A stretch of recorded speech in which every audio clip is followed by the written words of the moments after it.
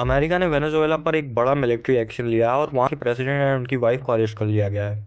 ये सिर्फ एक कंट्री का इशू नहीं, ये इफेक्ट पूरी दुनिया पर पड़ सकता है। वेनेजुएला एक साउथ अमेरिकन कंट्री है जिसके पास दुनिया के सबसे ज़्यादा ऑयल रिजर्व्स हैं। पिछले कई सालों से अमेरिका और वेनेजुएला के रिलेशंस खराब चल रहे थे। अमेरिका का कहना था कि वेनेजुएला की गवर्नमेंट सही तरीके से काम नहीं कर रही है और देश गलत डायरेक्शन में जा रहा है। इसी टेंशन के बीच ये मिलिट्री एक्शन हुआ।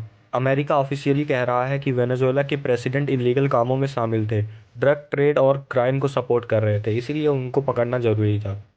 और अमेरिका का कहना है कि ये स्टेप दुनिया की सेफ्टी के लिए बहुत इंपॉर्टेंट था। लेकिन यहाँ एक इंपॉर्टेंट बात है, सब लोग इस एक्सप्लेनेशन से एग्री नहीं है। एक्सपर्ट और एनालिस्ट कहते हैं कि ये सिर्फ ड्रग का मामला नहीं है, कुछ बड़े रीजंस हो सकते हैं। सबसे पहला रीज़न, ऑयल रिजर्व्स। वेनेजुएला का ऑयल रिजर्व दुनिया का सबसे बड़ा ऑयल रिजर्व है और ये दुनिया के लिए बहुत इंपॉर्टेंट है। And the second reason is China and Russia. China and Russia Venezuela के साथ खड़े थे।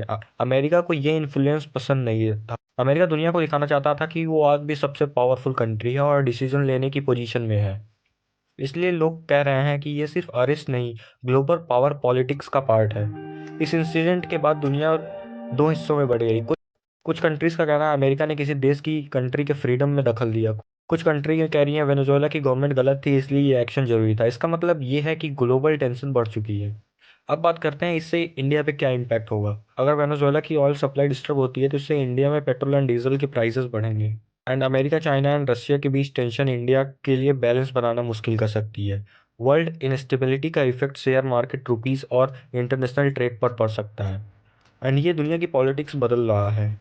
आने वाले टाइम में इसका इम्पैक्ट और क्लियरली दिखेगा।